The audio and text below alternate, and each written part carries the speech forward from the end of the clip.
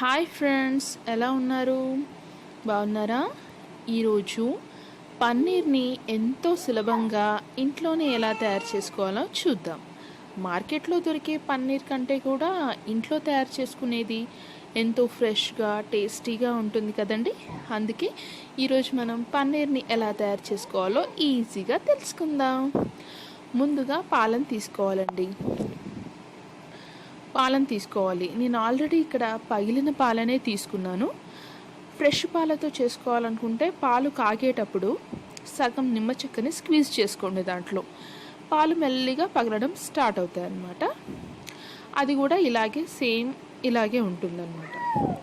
అయితే ఎంతవరకు కాచుకోవాలి అలా అంటే నీరు మరియు పన్నీరు రెండు వేరైపోతాయండి. అంటే నీటికి నీరు, పన్నీర్కి పన్నీరు వేరైపోతాయి. అంతవరకు మనం కాచుకోవాలన్నమాట.